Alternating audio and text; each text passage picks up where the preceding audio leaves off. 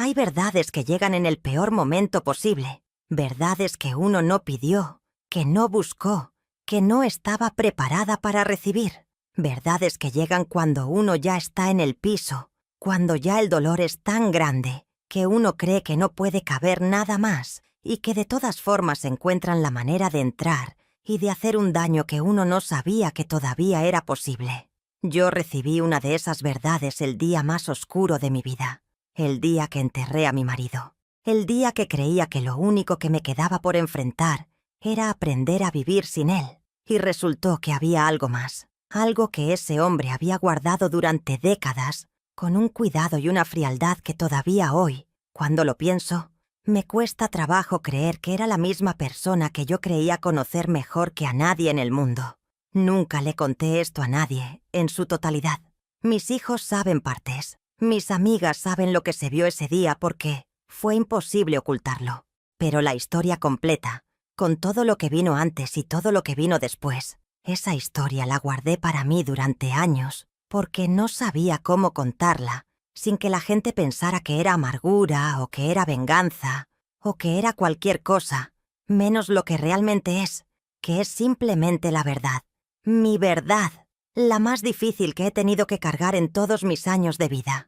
Hoy la voy a contar entera, porque ya tengo 62 años y he aprendido que los secretos no protegen a nadie, solo pesan. Y yo cargué suficiente peso que no era mío durante demasiado tiempo. Mi nombre es Esperanza. Esperanza Fuentes de Morales.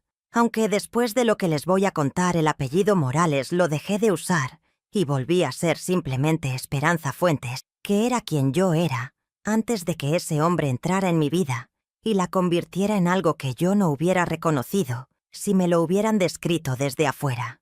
Nací en 1962, en un pueblo del interior de Puebla, México, en una familia de 5 hermanos donde yo era la tercera, la del medio, la que no era ni la mayor ni la menor, y que aprendió desde chica que si quería que le prestaran atención, tenía que ganársela de alguna manera que los demás no hubieran usado todavía.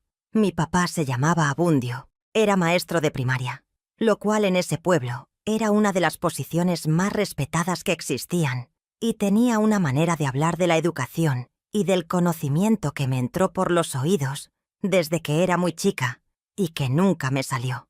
Creía que una mujer que sabe leer y pensar por sí misma es una mujer que nadie puede engañar fácilmente. Me lo dijo con esas palabras exactas cuando yo tenía 12 años y me lo repetí a mí misma muchas veces en la vida. Lástima que algunas lecciones uno las aprende demasiado tarde, aunque las haya escuchado desde siempre. Mi mamá se llamaba Soledad. Era de esas mujeres que parecen hechas de un material más resistente que el resto de la humanidad, de las que atraviesan cosas que doblarían a cualquiera y que siguen de pie no porque no les duela, sino porque decidieron hace mucho tiempo que doblarse no era una opción. Me heredó esa decisión aunque yo no lo supiera en ese momento. Me la heredó sin decírmelo, solo con el ejemplo de verla todos los días levantarse y seguir adelante sin importar lo que hubiera pasado el día anterior. Crecí siendo una muchacha estudiosa y determinada que tenía muy claro que quería más de lo que el pueblo podía ofrecerle. Terminé la preparatoria siendo de las mejores de mi generación y me fui a estudiar contabilidad a la ciudad de Puebla, lo cual, en ese tiempo y en esa familia, era algo que no todas las muchachas podían hacer y que yo hice con una mezcla de orgullo y de terror que no le confesé a nadie porque no quería que nadie tuviera razones para decirme que regresara. En la ciudad conocí a Héctor Morales Sandoval. Lo conocí en el 2.º año de la carrera, en una reunión de estudiantes en casa de un compañero común, una de esas reuniones informales donde la gente habla de todo y de nada, y donde a veces, sin buscarlo, uno se encuentra con alguien que cambia el rumbo de todo lo que viene después. Héctor tenía 24 años, estudiaba ingeniería en la universidad de al lado, y tenía una manera de hablar que era al mismo tiempo inteligente y accesible, de esos hombres que pueden hablar de cosas complicadas sin hacerte sentir menos por no haberlas pensado antes. Me enamoré, con esa intensidad que tiene el primer amor verdadero, que no es el primero en orden cronológico necesariamente, sino el primero que llega con todo el peso, el que entra tan hondo que uno no sabe durante mucho tiempo cómo sería la vida sin él. Héctor era atento, era detallista, tenía una memoria para las cosas pequeñas que a mí me importaban, que me hacía sentir completamente vista. Recordaba que me gustaba el café sin azúcar. Recordaba que me daba miedo la oscuridad aunque yo no lo admitiera. Recordaba cada cosa que yo le contaba de mi familia y preguntaba por esas cosas semanas después, como si le importaran de verdad. Nos casamos cuando yo tenía 25 años y él 27. Una boda en el pueblo de mis papás, sencilla y llena de gente que nos quería, con mi mamá llorando de alegría en la primera fila y mi papá dándome el brazo con esa mezcla de orgullo y de la melancolía discreta que tienen los papás cuando entregan a una hija sabiendo que el mundo que va a vivir con ese hombre ya no es el mundo que ellos pueden controlar. Me fui con Héctor a vivir a la Ciudad de México, donde él había conseguido trabajo en una empresa constructora. Empezamos en un departamento pequeño, en una colonia que no era la más bonita pero que era nuestra, y que yo decoré con lo poco que teníamos, con un entusiasmo que hoy recuerdo, con una ternura mezclada con tristeza, porque era la ternura de quien no sabe todavía lo que no sabe.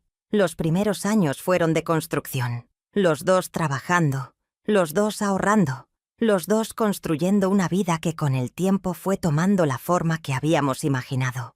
Tuvimos a nuestra primera hija, Valentina, que llegó cuando yo tenía 27 años y que desde el primer día fue lo más importante que había pasado en mi vida hasta ese momento. Después vino Sebastián, el varón, 3 años después, y con él la familia quedó completa de una manera que yo sentí como un cierre, como si todo lo que habíamos construido hubiera llegado a su forma definitiva. Héctor fue un buen padre. Eso tengo que decirlo porque es verdad, y porque en esta historia hay que separar las cosas que son verdad de las que son mentira. Y eso fue verdad. Estuvo presente en los cumpleaños, y en las enfermedades, y en las noches de desvelo, y en las obras de teatro de la escuela, y en todos esos momentos pequeños que construyen la infancia de los hijos, y que los hijos recuerdan, aunque no sepan que los recuerdan. Como esposo tuvo sus cosas, como todos los tienen, sus silencios a veces demasiado largos, sus viajes de trabajo que con los años se fueron haciendo más frecuentes, su manera de estar presente físicamente pero ausente en otra cosa que yo no podía nombrar, pero que sentía, pero yo lo atribuía al carácter, al trabajo, al estrés de los años medios cuando uno carga con la familia y con la carrera y con todas las responsabilidades al mismo tiempo. Nunca pensé que había otra explicación. Llevábamos 34 años casados cuando Héctor murió. Un derrame cerebral. Fue un martes por la mañana, en su oficina, mientras estaba en una reunión con su equipo. Se desplomó sin avisar y para cuando llegó la ambulancia, ya no había mucho que hacer. Me llamaron del hospital y llegué corriendo con Valentina, que estaba cerca, y encontré a un médico que me explicó con una gentileza profesional que esas cosas no tenían gentileza suficiente, que Héctor había tenido un evento cerebrovascular masivo y que a pesar de todos los esfuerzos no había sobrevivido. Tenía 60 años, yo tenía 58, y de pronto me encontraba en un pasillo de hospital con mi hija llorando a mi lado y el mundo entero convertido en algo que no reconocía. Los días que siguieron fueron de ese tipo que uno no recuerda claramente, porque el dolor hace algo con la memoria, la vuelve borrosa en los bordes, conserva algunas imágenes con una claridad cruel y deja el resto en una niebla que quizás es la manera que tiene el cuerpo de protegerse de demasiado de golpe. Recuerdo llamar a Sebastián, que vivía en Monterrey, y escuchar su silencio al otro lado de la línea antes de que pudiera decir algo. Recuerdo a mi mamá, que ya tenía 82 años y que llegó al día siguiente con mi hermana mayor, sentarse a mi lado sin decir nada y tomarme la mano con una firmeza que me ancló a algo cuando todo lo demás se estaba soltando. Recuerdo firmar papeles, recuerdo elegir el ataúd con Valentina y sentir que era la cosa más surreal que había hecho en mi vida. El velorio fue en una funeraria del sur de la ciudad. Llegó mucha gente, que Héctor había tenido una vida larga y con muchos contactos, compañeros de trabajo, amigos de distintas épocas, vecinos, familia de los dos lados. La sala se llenó desde temprano y siguió llena durante horas, con ese flujo constante de personas que llegan y se van, que tienen los velorios de la gente que ha vivido mucho tiempo en el mismo lugar. Yo estaba de pie junto al féretro recibiendo los pésames con esa automaticidad que uno desarrolla en esas situaciones, que el cuerpo aprende a hacer los gestos correctos, a decir las palabras correctas, a sostener la mirada de quien llega con compasión sin derrumbarse, aunque por dentro el derrumbe sea constante. Valentina estaba a mi lado. Sebastián había llegado esa mañana y estaba del otro lado, con su esposa, con una expresión de dolor contenido que era exactamente la expresión de su padre, cuando algo lo golpeaba fuerte. Fue a las 3 de la tarde, más o menos, cuando la vi. Era una mujer que yo no conocía. Tendría unos 55 años, bien vestida, de cabello oscuro con algunas canas que llevaba con dignidad, con una expresión en la cara que no era exactamente de duelo, sino de algo más complicado, algo que en ese primer momento yo no supe leer porque estaba demasiado ocupada procesando todo lo demás. Entró a la sala con 2 jóvenes, un muchacho y una muchacha, de unos 20 y tantos años cada uno, que tenían algo en la cara que yo no identifiqué de inmediato, pero que mi cuerpo sí identificó antes que mi mente, porque sentí algo raro en el estómago cuando los miré, algo que no tenía forma todavía pero que estaba ahí. La mujer se acercó al féretro. Se quedó frente a Héctor un momento con los ojos cerrados, y después se volteó y me miró directamente. Me dijo que necesitaba hablar conmigo. Le dije que con mucho gusto, pero que quizás no era el mejor momento, que si podía volver después o dejarme un número donde contactarla. Lo dije con cortesía porque así me habían criado, a ser cortés aunque por dentro estuviera destrozada. Ella negó con la cabeza despacio. Me dijo que entendía que no era el momento, pero que llevaba muchos años esperando el momento correcto y que si no lo decía ahora, quizás nunca iba a poder decirlo. Y entonces dijo algo que hizo que el ruido de toda la sala desapareciera de golpe. Me dijo que se llamaba Rosario Vega, y que era la esposa de Héctor. El mundo se detuvo, no de manera metafórica, se detuvo de verdad. El ruido de las conversaciones a mi alrededor se volvió un zumbido lejano. La cara de Valentina a mi lado se volvió borrosa en los bordes. El olor a flores del velorio se volvió de pronto insoportable, y yo me quedé mirando a esa mujer con una expresión que no sé qué era, porque no podía verme desde afuera, pero que debía ser la expresión de alguien a quien acaban de decirle algo que no tiene cabida en ninguna categoría de cosas que uno ha pensado que podrían pasarle. Le dije con una voz que salió más tranquila de lo que yo estaba por dentro, que no entendía lo que me estaba diciendo. Ella me miró con esa calma extraña que tenía, que no era la calma de alguien insensible, sino la de alguien que ha ensayado mucho tiempo este momento y que ha llegado a él habiendo ya procesado lo más difícil. Me dijo que lo que me estaba diciendo era exactamente lo que yo había entendido, que ella y Héctor se habían casado en 1984 en la ciudad de Veracruz, que llevaban casados casi 40 años, que esos 2 jóvenes que habían venido con ella eran los hijos de los 2. Los miré de verdad esta vez, con esa mirada que mi cuerpo ya había empezado a hacer antes de que mi mente estuviera lista, y vi lo que había sentido sin poder nombrar desde que los vi entrar. El muchacho tenía los ojos de Héctor, exactamente, esa forma particular, ese color oscuro con algo que brillaba de cierta manera bajo la luz. La muchacha tenía su manera de pararse, esa postura característica que Héctor tenía y que yo había visto durante 34 años sin saber que la estaba memorizando. Valentina, que estaba a mi lado y que había escuchado todo, tomó mi brazo con una fuerza que me dijo que ella también estaba procesando lo mismo que yo y que lo estaba haciendo igual de mal. Le pregunté a Rosario, con esa voz tranquila que no correspondía para nada a lo que estaba pasando por dentro, si tenía alguna prueba de lo que me estaba diciendo.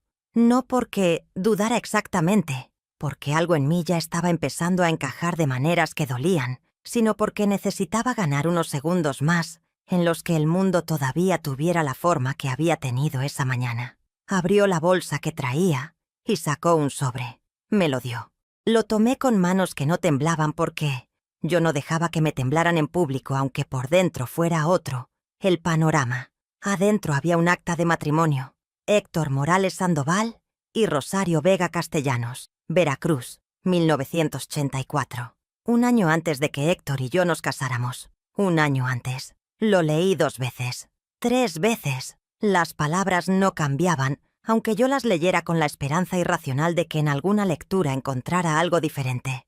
El nombre era el mismo. La fecha de nacimiento era la misma. Era él. Era inconfundiblemente él. Me di cuenta de que estaba en el velorio de mi marido, rodeada de personas que habían venido a darme el pésame por la pérdida de mi esposo, con un acta de matrimonio en las manos que demostraba que ese esposo tenía otra esposa desde un año antes de haberme conocido a mí, que todo lo que había creído que era mi matrimonio, los 34 años, la casa, los hijos, la vida construida juntos, todo eso había existido en paralelo con otra vida que yo nunca había sabido que existía. Valentina me dijo en voz baja que respirara. Me di cuenta de que no estaba respirando bien. Respiré. 1 vez, 2 veces, con esa concentración que uno pone en las cosas automáticas cuando las cosas no automáticas son demasiado grandes para manejarlas. Le devolví el acta a Rosario. La miré y le pregunté cuánto tiempo había sabido ella de mi existencia. Esa pregunta la tomó por sorpresa.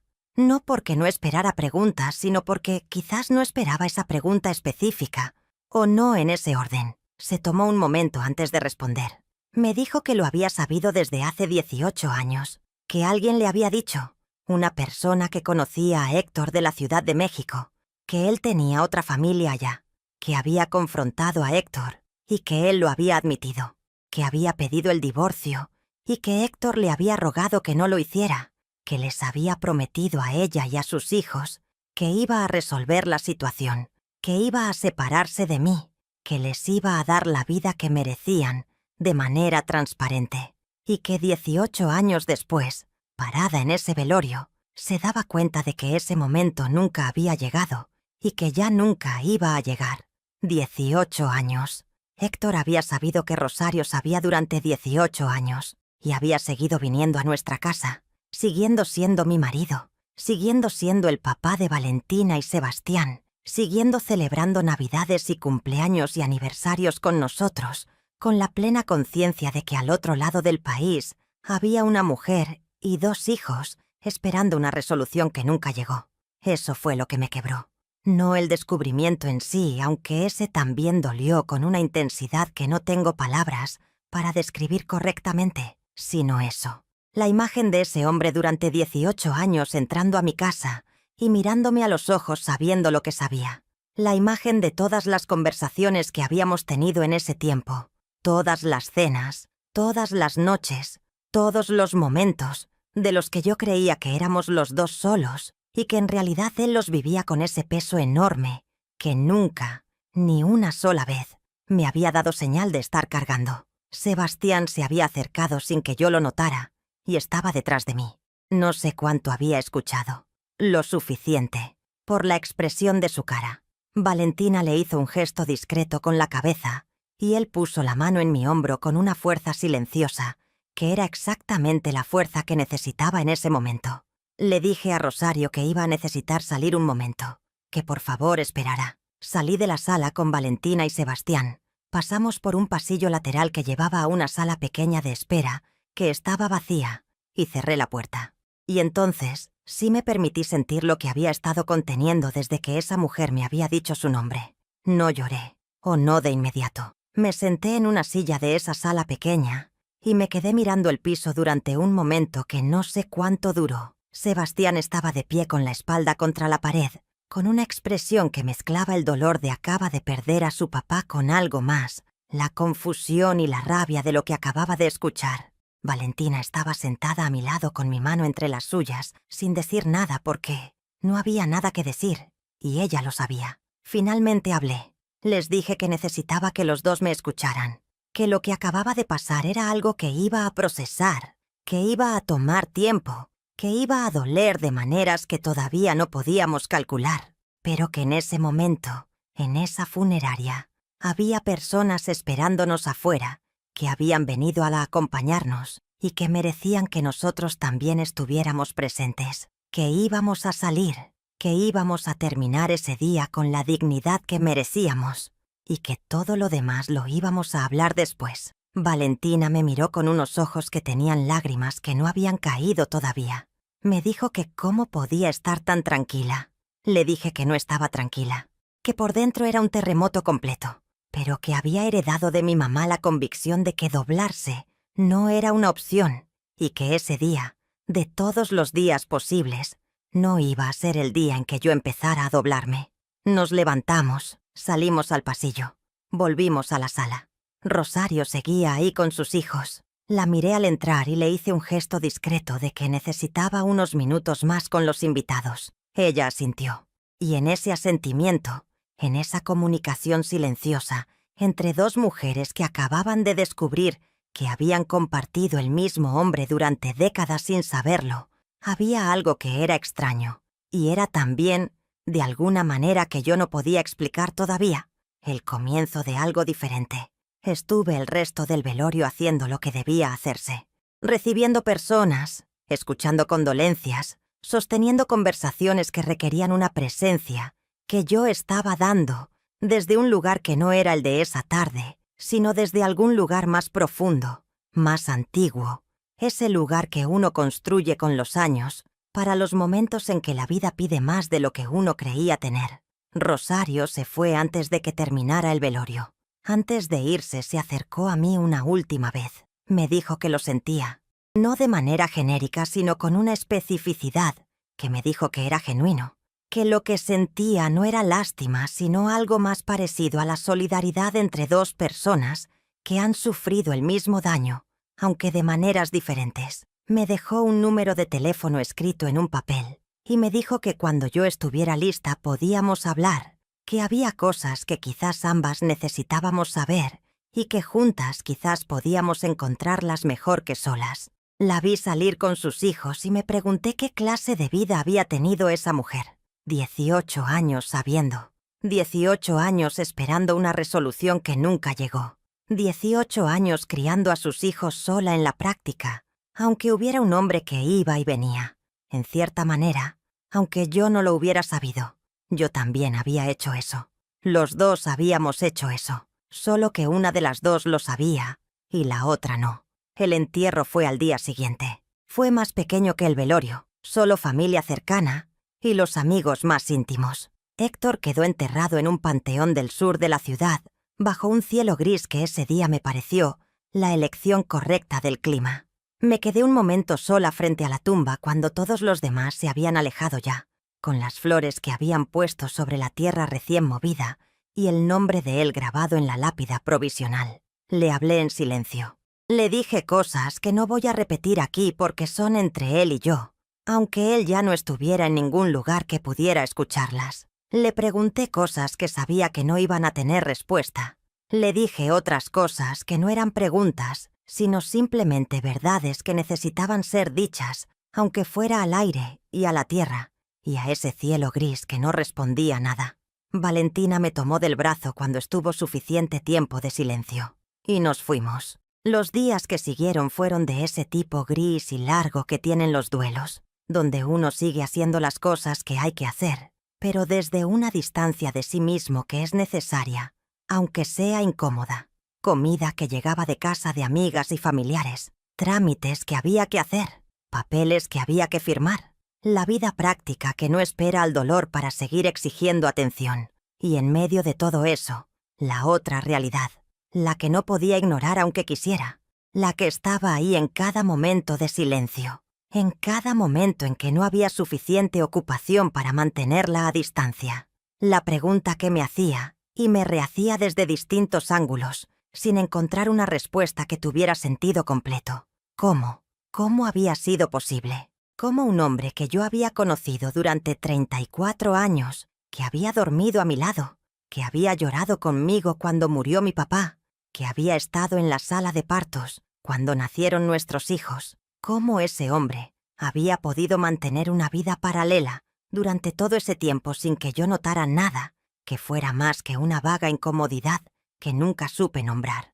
Empecé a buscar, no de manera obsesiva, no de la manera que destruye a algunas personas después de una traición así, sino de manera metódica, ordenada, con la cabeza de contadora que había tenido siempre, y que en ese momento fue lo que me salvó de perderme en el caos emocional. Empecé a revisar documentos, cuentas bancarias, registros de viajes, papeles que Héctor guardaba en su estudio y que yo nunca había tenido razón de revisar, porque la confianza en un matrimonio funciona precisamente eliminando la necesidad de revisar. Lo que encontré fue un rompecabezas que se fue armando con una claridad dolorosa. Héctor había tenido durante años una cuenta bancaria separada que yo no conocía. Había viajes que en los registros de la empresa figuraban como viajes de trabajo a Veracruz, con una frecuencia que cuando la vi junta, organizada cronológicamente, no era compatible con ninguna necesidad de trabajo que yo pudiera identificar. Había un departamento en Veracruz que aparecía en papeles antiguos como propiedad de una empresa de la que Héctor era socio y cuya dirección, cuando la busqué, resultaba estar a 10 minutos de donde Rosario y sus hijos habían vivido. No era la historia de un hombre que había cometido un error de juventud y no había sabido cómo corregirlo. Era la historia de un hombre que había construido una arquitectura deliberada y sostenida durante décadas para mantener dos vidas en paralelo, que había calculado cada movimiento con la misma precisión que ponía en su trabajo de ingeniero, que había mentido de manera activa y consistente a las personas que más lo querían, con una frialdad que cada nueva evidencia hacía más evidente y más incomprensible al mismo tiempo. Llamé a Rosario 3 semanas después del entierro. Me respondió al primer tono, como si hubiera estado esperando la llamada aunque no supiera cuándo iba a llegar. Nos vimos en un café de la colonia donde yo vivía. Llegó puntual, con esa misma calma que tenía en el velorio, y se sentó frente a mí con una expresión que era difícil de leer, pero que no tenía hostilidad, que era lo que yo más había temido de ese encuentro. Que viniera con rencor o con la necesidad de ganar algo en una competencia que ninguna de las dos habíamos pedido participar. Hablamos durante 3 horas. Fue una de las conversaciones más extrañas y más necesarias que he tenido en mi vida. Extraña porque era con una mujer que era al mismo tiempo una perfecta desconocida y alguien que había compartido conmigo algo más íntimo de lo que la mayoría de la gente comparte con nadie. Necesaria porque había preguntas que solo ella podía responder y preguntas que solo yo podía responder y que las dos necesitábamos. Me contó su versión de la historia. Cómo había conocido a Héctor, que había sido en Veracruz donde él trabajaba en ese tiempo, en un proyecto de construcción, que habían tenido un noviazgo de 1 año y que se habían casado creyendo los dos que era para siempre. Cómo habían tenido a sus hijos, Diego y Carmen, que eran los jóvenes que había llevado al velorio. Cómo Héctor había empezado a hacer viajes frecuentes a la Ciudad de México, que él justificaba con trabajo y que con el tiempo se fueron haciendo más largos. Cómo 18 años atrás alguien le había dicho la verdad y cómo Héctor había prometido resolverlo y no lo había resuelto nunca. Me dijo que en esos 18 años había tenido momentos en que había estado a punto de buscarse a mí, que había encontrado mi nombre, mi dirección, mi número de teléfono, que había llegado a marcar una vez y había colgado antes de que respondiera, que no lo había hecho porque tenía miedo, porque no sabía qué esperaba lograr, porque había partes de ella que todavía amaban a Héctor, aunque lo odiaran al mismo tiempo, y que no querían terminar de destruir algo que todavía tenía vida, aunque fuera una vida enferma. Yo la escuché con una atención que me sorprendió a mí misma. Porque era fácil, hubiera sido muy fácil, ponerme en una posición de víctima frente a ella, o de superioridad, o de cualquier otra postura que me protegiera del dolor de lo que estaba escuchando.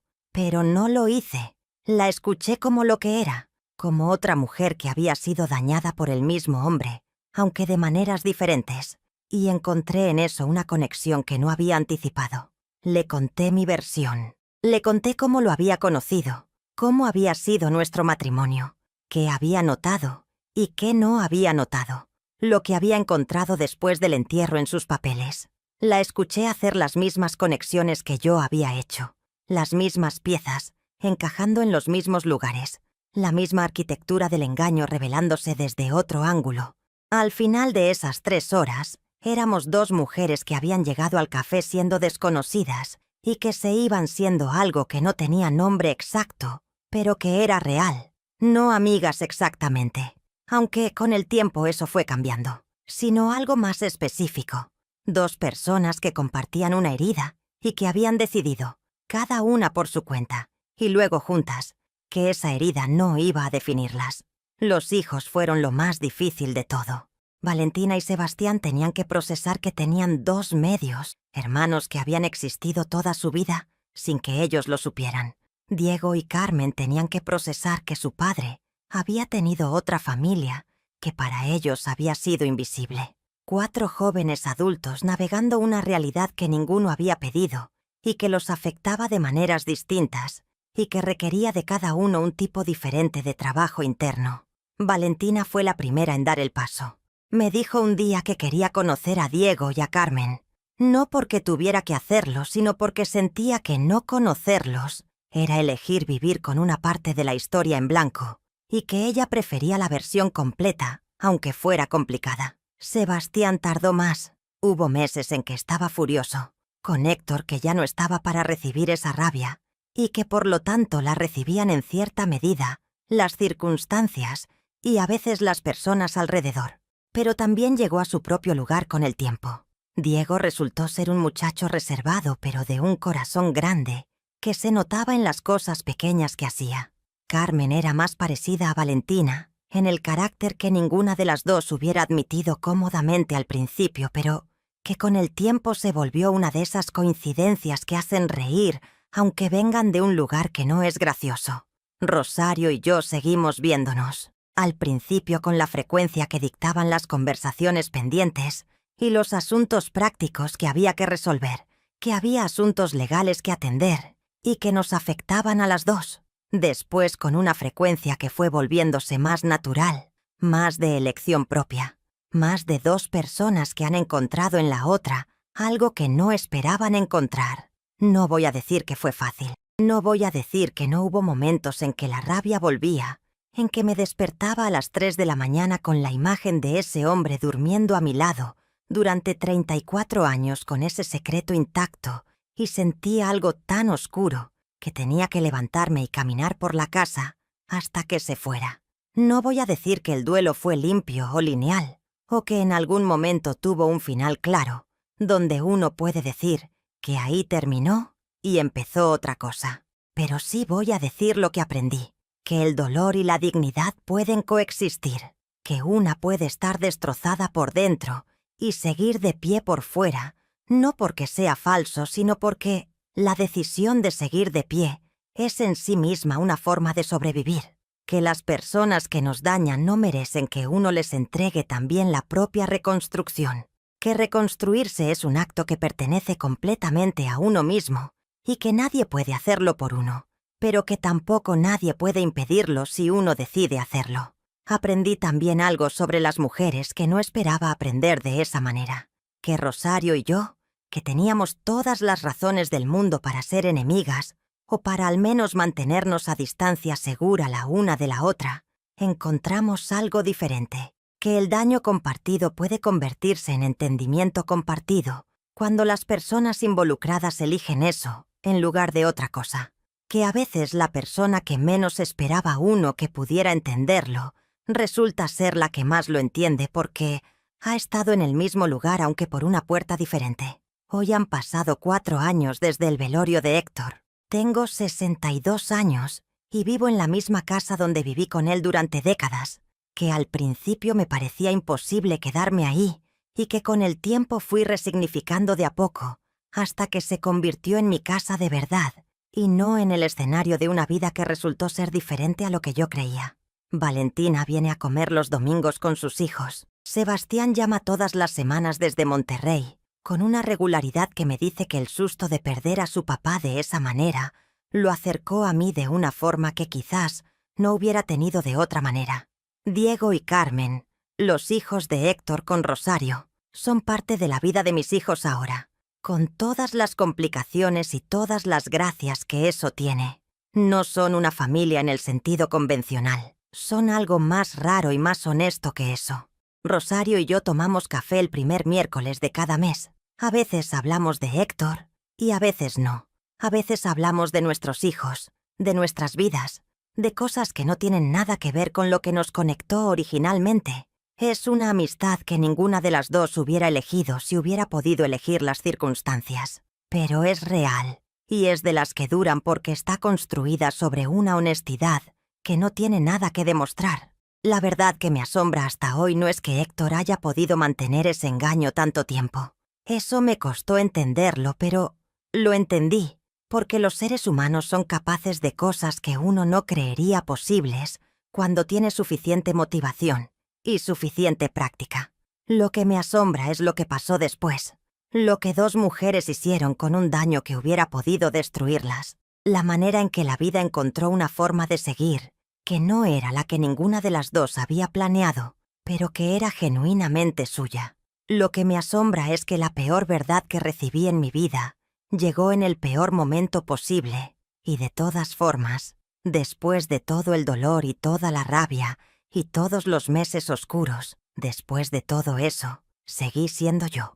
No la misma exactamente, porque nadie es exactamente la misma después de algo así, sino una versión de mí que conoce su propia resistencia de una manera que antes no conocía, una versión que eligió, con toda la conciencia que da el dolor, no quedarse en él, sino construir algo diferente con lo que quedó.